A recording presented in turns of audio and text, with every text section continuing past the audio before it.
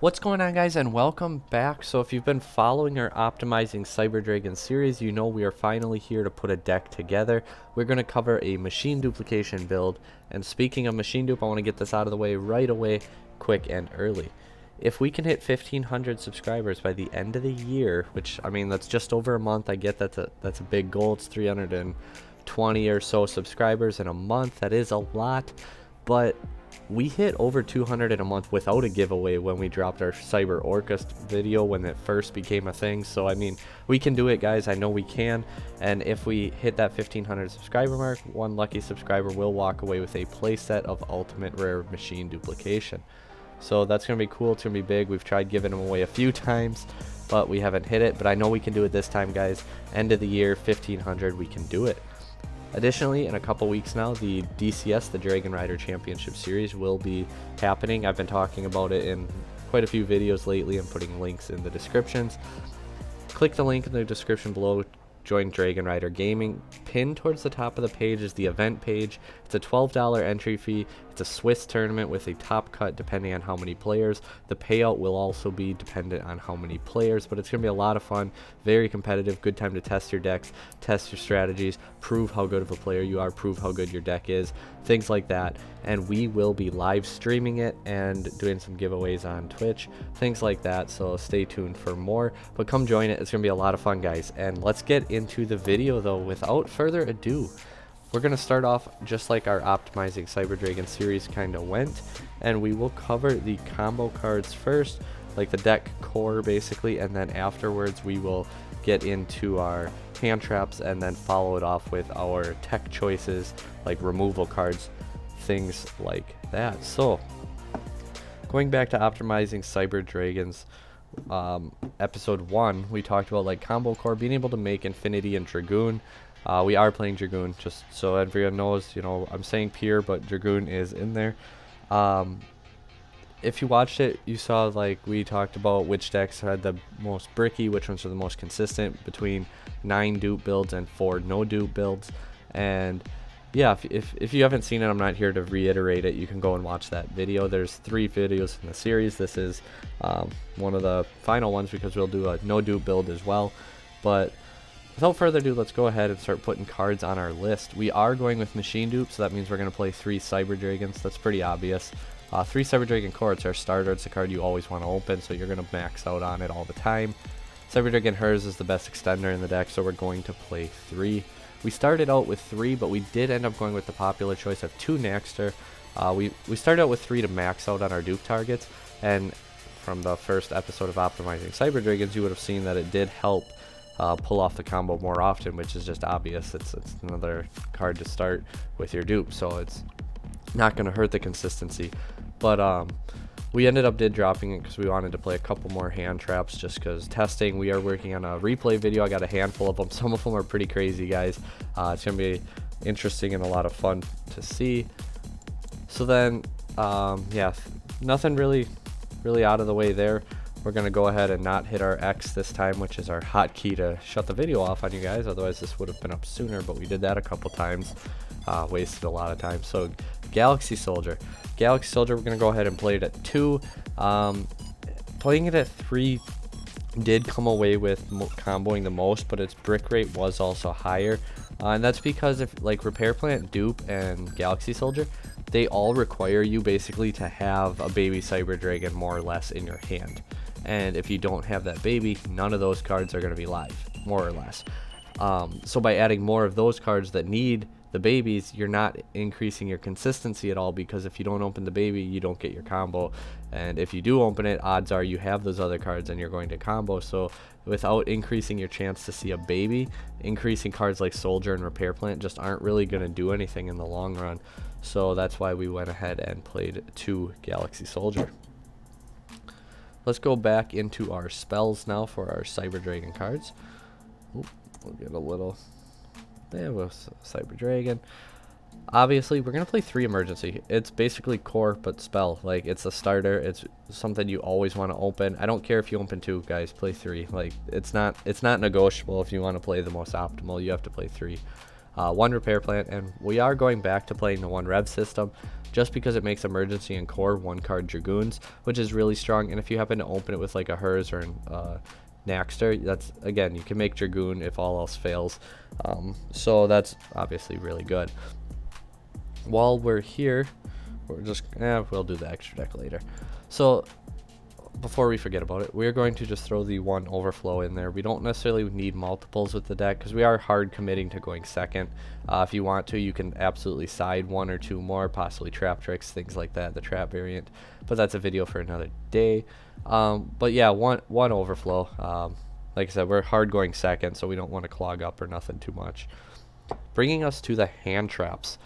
So if you play 11 hand traps, your odds of opening one are 80% with 42 cards, but your odds of opening multiples is 39%. Ideally, I would like that to be a little bit higher, closer to 50, but I'm okay with it, so we are going to take it that way. We are playing 4 going second power cards, which means obviously you have 6 cards, you have a 47% chance to open one of them. One card dragoon, like our core or emergency, with the 42 cards, 56% of the time you'll open at least that, so obviously that's really good. Infinity plus dragoon going first, off just 2 cards, like strictly 2 card combos, you have a 58% chance to make infinity and dragoon off of 2 cards going first, and that is a 76% chance if you go second, which, keep in mind, that's 2 cards, guys, so going second you're actually going to have 4 cards, and going first you'll have 3 more cards. Before we forget, we are going to go ahead and throw our machine duplication in there. It doesn't pop up under Cyber Dragon cards, which, you know, they should just code it so it does, because why not? But yeah, we want our 3 dupes in there. I felt like something was missing. So yeah, but hand traps, so we're going with 11 of them, and that means, like I said, 80% of the time we'll see one, which is really good. You want to open one pretty much every game, more or less, for the most part, and 39% of the time we will open multiples. So which hand traps are we going to go with? Probably the most versatile, and it's really not dead versus any deck. It's how impactful is it can absolutely be questioned, especially against big decks like Dragon Link and Infernobles, things like that. But I mean, like, if you have to, you're probably gonna go for like the Romulus or like trying to think what would be a good one versus Infernobles. I mean, don't ever hit the I sold the first effect, like that's just stupid. The second effect you could, I mean, they're still gonna get the cost to get their equips in the graveyard, but you can stop the monster from hitting the board at least. Dragon Link, Romulus, Virtual World hit Lulu. Dinosaurs, you hit the Miscellaneosaurus in the graveyard effect, or you can hold it for the double Evo pill. A few good options there.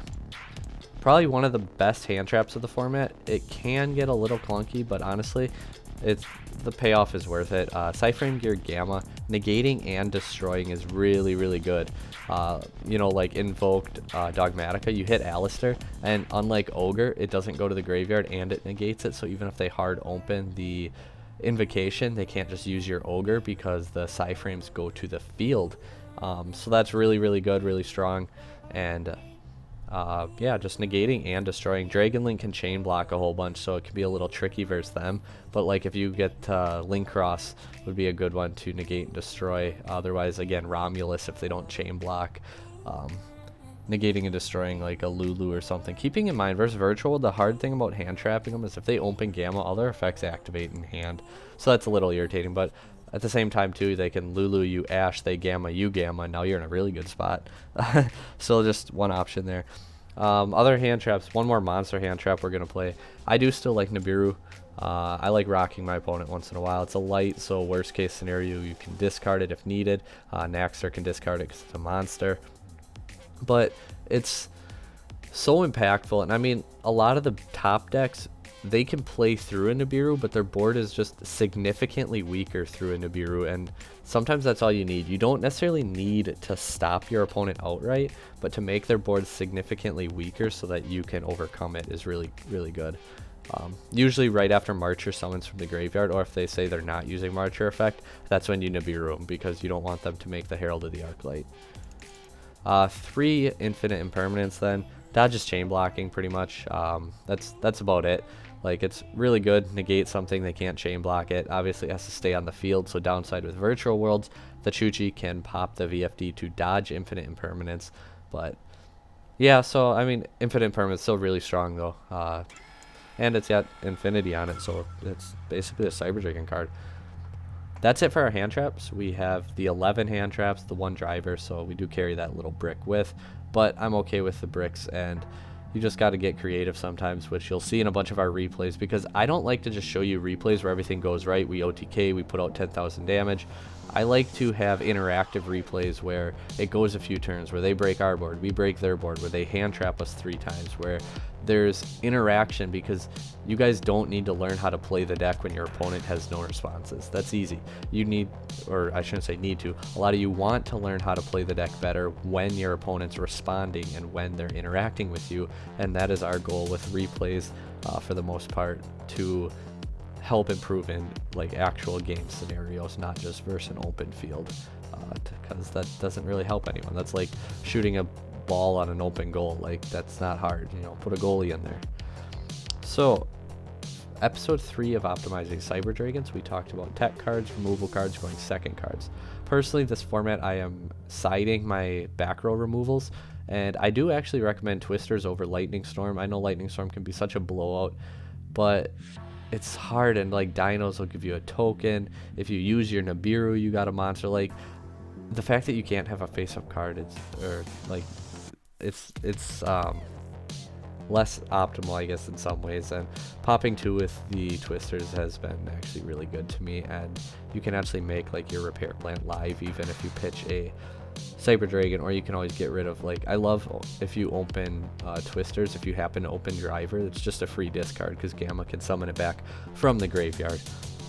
So we're going to go ahead and which tech cards. We said we were playing 4 going second cards, one of which being the Kaiju. Jizukiru, it's searchable, Light Machine searchable off your repair plant.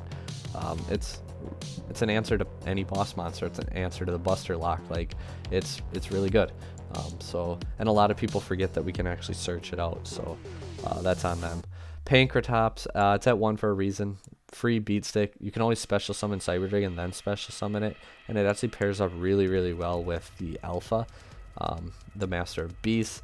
We were hoping to pull some of these from our boxes, but we didn't, so that's why we are on EDO, giving you guys a deck profile, as opposed to doing it with physical cards, because he's the only guy I don't have at the moment. But yeah, so Pankratops, really strong, quick effect, which is why I say it's slightly better than Alpha. Alpha, though, it's busted, guys. It's a level 8, 3000 attack. You can special summon it, bounce him and a card your opponent controls, and then as long as they have another monster, you can special summon it again. It just can't attack directly, but that's okay. Like, I'm not worried about that. And if you open both, you can special summon both if they have more than 3100 attack, and then you can go into like a rank 8, like a Dengirsu or something like that. So that's just a few of the really good reasons for it. And moving forward, we have well, we did already kind of mention it, and by kind of I mean said we are playing it. So we are playing the Red Eyes package. I personally prefer the anniversary pack art, especially online. I mean, real life, it don't really matter which one you pick either. So we're going to go ahead and throw Dragoon in the extra deck right now, and then the 1 Red Eyes Fusion. So it sucks when you open Red Eyes Fusion, I get it, or especially, like, I've opened Dark Magician and Red Eyes together so many times, it's statistically it shouldn't happen. So I try to keep anomalies like that out of my deck building when I'm trying to do it. It's worth the risk, I feel, right now at least. If we go away from a hand rip format a little bit more, or like the VFD, things like that, I do think that there's some potential to possibly cut the Dragoon package, because I don't think it's going to get hit on a ban list.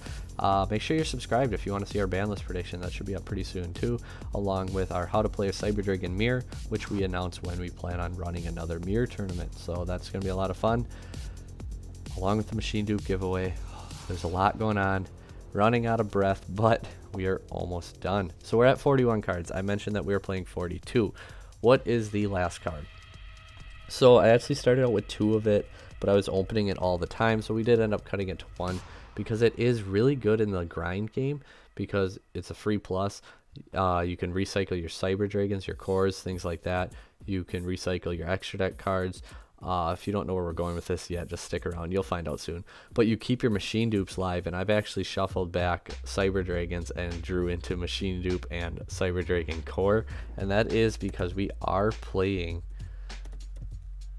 a pot of Avarice. So the main reason I went away from machine dupe for a long time was not because opening it's bricky, not because a dead dupe in your opening hand. It was because turn 2, 3, 4 grind game.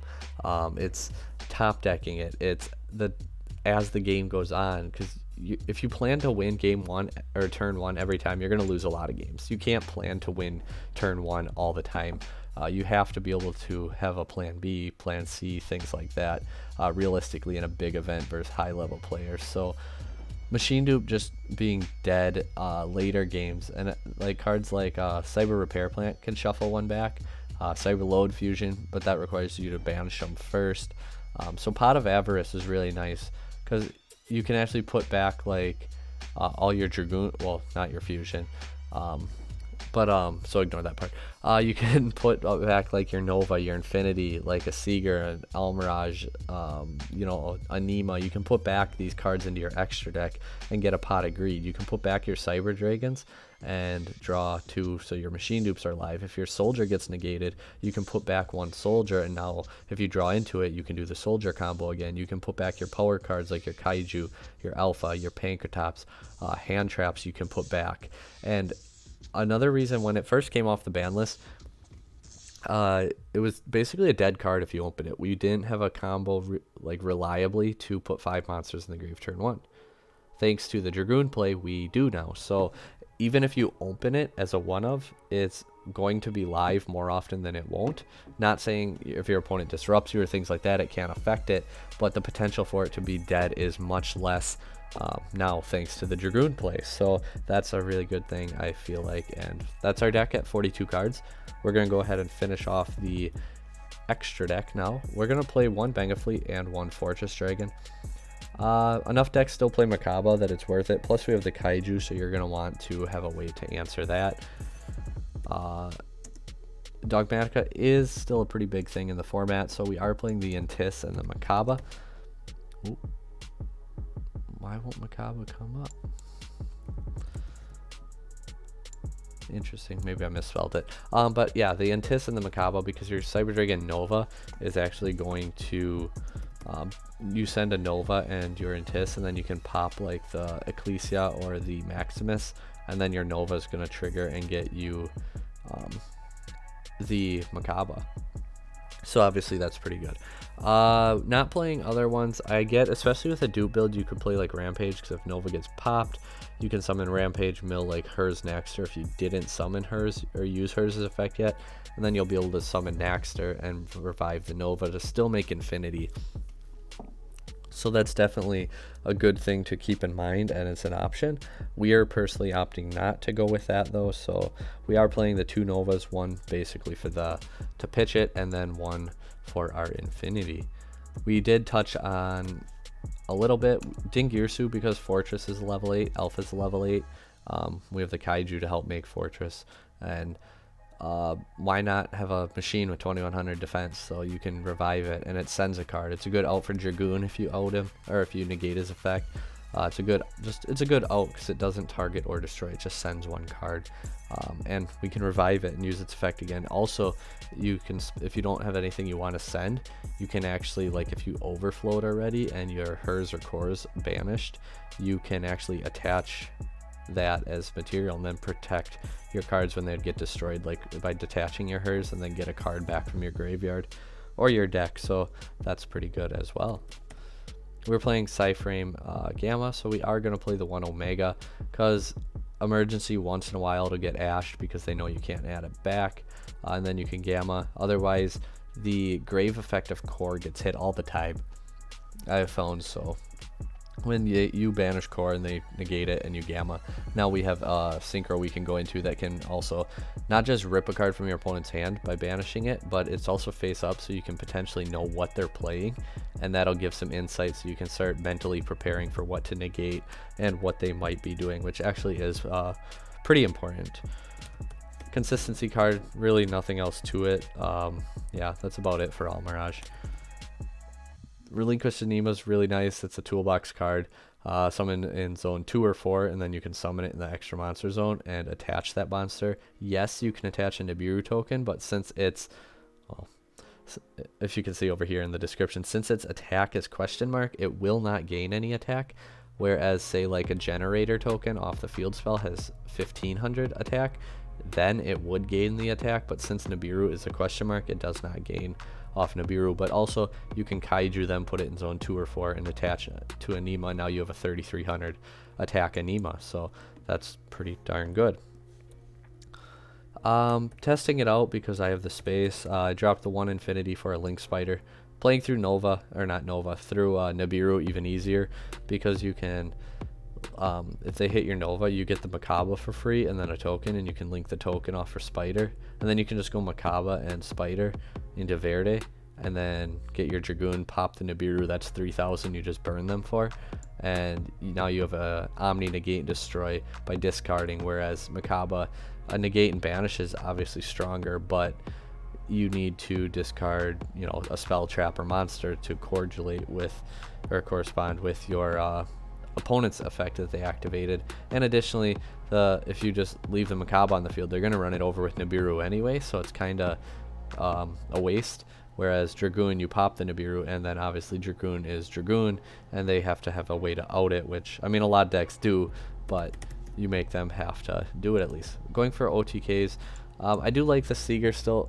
It's actually a really good way to out a Dragoon. You bait its Negate, and it goes up to 4k, and then you just make a Seeger and attack over it, and then continue playing, and probably try to make like Infinity or maybe even your own Dragoon as well. If we're playing the Dragoon package, we are going to play the 1 Verde Anaconda. That's going to round out the deck. I hope you guys enjoyed, learned a little bit. Thank you for watching the Optimizing Cyber Dragon series. It was a lot of fun, guys. If you haven't checked out any of those videos, make sure you go do it right now. This is our current machine duplication Cyber Dragon pure with Dragoon build. Don't forget about our giveaway on these bad boys here. We have a playset of Ultimate Rare. They're only going up, harder to get. We collected a bunch when they were cheap. So we're going to give away a playset if we hit our goal. And stick around for banlist predictions, mirror match news, and no dupe build, along with how to beat Prank Kids, Zodiac, and Infernobles coming to your channel near you. Take care, guys.